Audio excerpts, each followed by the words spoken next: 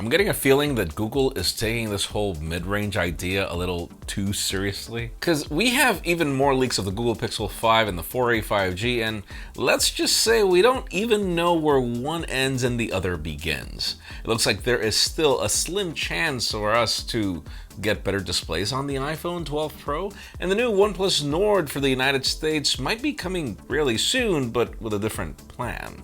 I'm Jaime Rivera, and is it just me, or if mid-rangers are also taking over 2020, I guess that was the final step before the zombie apocalypse? This is Pocketnow Daily.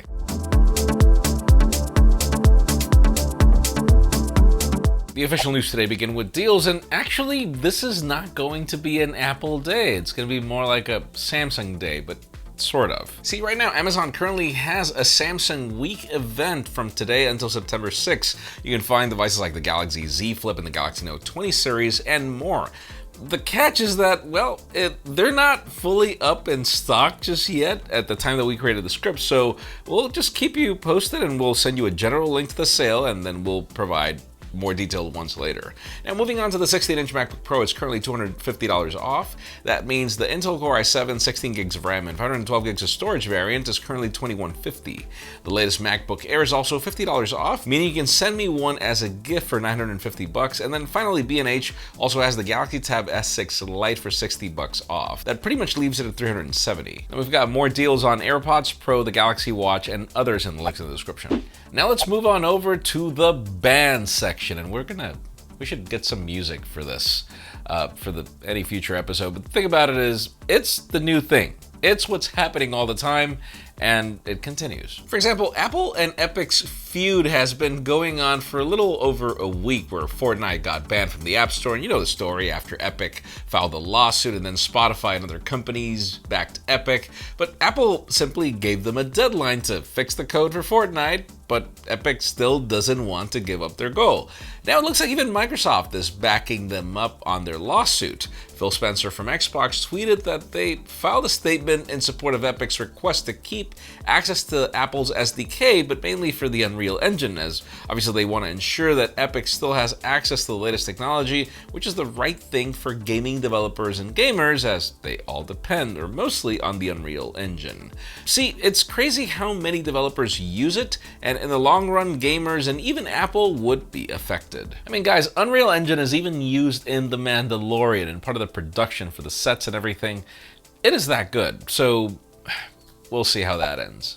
And of course, what would it be for us to talk about banning without including the app that I don't think I'll ever use, TikTok, but I know some people care. See, right now the new turn of events is that TikTok is suing the Trump administration over their executive order that threatens to ban their application unless the United States operations gets purchased by an American company. TikTok claims that this executive order oversteps the rights of their community without any evidence to justify this action and without any process. On a statement, they said that they do not take suing the government lightly. However, they feel like they have no choice but to take action to protect their rights and the rights of their community and employees. They also argue that the ban is purely over the speculative possibility of the Chinese government being able to manipulate their application, something that the company doesn't allow according to them. Finally, they claim that it violates their Fifth Amendment rights, so we'll see how all that ends. Now, we've covered so many possibilities, and, well, even OnePlus to a certain degree pretty much committed to the fact that we are going to be getting a OnePlus Nord in the United States. They just didn't specify how it was going to happen, nor do we have details, and I could be confused. I mean, they pretty much have come official over so many things that it's kind of hard to keep the timeline on check. Thing is, a reliable tipster on Twitter posted a new screenshot of the OnePlus proprietary source code where it mentions the different processors which will be powering these devices. The list includes the Qualcomm Snapdragon 865, the 855, and the 765G, which have all been announced. However, there is another device with a Snapdragon 460 SoC under its model number. The previous rumors for this new Nord hinted to it being a much less powerful device than the current one, and if this is the processor for it, then it is spot on. Obviously, we have no possibility on a release date or information on that, but I mean, the 8T is, or should be, right around the corner if that strategy is still going to happen, so we'll see how that ends. Now, probably one of the main topics that we've been covering is the future of the iPhone 12 and iPhone 12 Pro. It's been about the 5G, about the many variants that are coming, but probably one of the biggest topics has been 120 Hz. Is it going to happen or not? Because some tipsters say yes, others say that it's too late, or that there are too many hurdles and the company's going to play it safe. Yesterday, Jon Prosser tweeted that we shouldn't give up on 120 Hz displays on the 12 Pro just yet. Later on, he said that he's not sure if they will make it to launch, but there is enough evidence for us to not count that out just yet. After that, Ross Young tweeted that Apple can get the 120 Hz panels.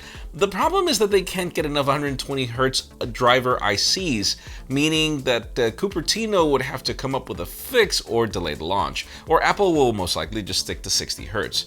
To put it simple, Apple has the 120 Hz panels, but not the drivers necessary to make them work, and waiting on those would mean more delays, so they might just play it safe. You know, it's just interesting to see Apple rushing over this after they were pretty much one of the first companies to do 120 Hz on their iPads, even if, yes, I know that was LCDs and not necessarily, and by the way, I'm talking iPad Pros. And finally, the hottest news today, or should I say interesting, I don't think hot is the word, is Pixel 5. We're in the season. I guess they're now taking the leak seriously, and so is the fact that they really want to focus on mid-rangers. See, we currently have an IRL picture on Reddit showing off both the Pixel 5 and the 4a 5G, and well, the Pixel 5 is the black variant on the left, and the 4a 5G is the white one. I actually thought it was the other way around.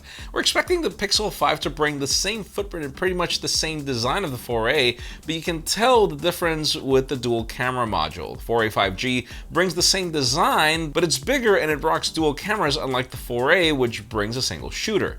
The leaked specifications for the 5 include a 6.2-inch punch hole display running at 60 or 90 Hz. It will be powered by a Qualcomm Snapdragon 765G, 6 gigs of RAM, a 3800 mAh battery. It also brings a 12.2 megapixel main sensor and a 60 megapixel ultra-wide sensor from Sony. We're expecting a possible release date on September 30th or October, but I mean, let us know in the comments, do you think it makes sense? Like, I get that we're gonna have the 4a lineup and the 5, fine. The reason I'm skeptical is just I can't tell a difference between them.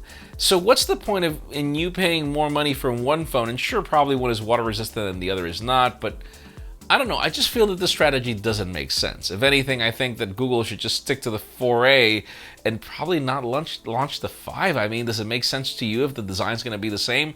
To me, it doesn't, but let us know what you think in the comments. Friends, again, if you want to get the news earlier, follow us on PocketNow.com and subscribe to our channel for more videos like this one. Also, follow us on social media, so our extended coverage happens on Instagram. Follow me on my personal handles to see me. Oh my god. I don't know what to say about mid-rangers anymore, but please give this video a thumbs up if you like what you saw. I'm Jaime Rivera. Thanks so much for watching. We'll see you tomorrow.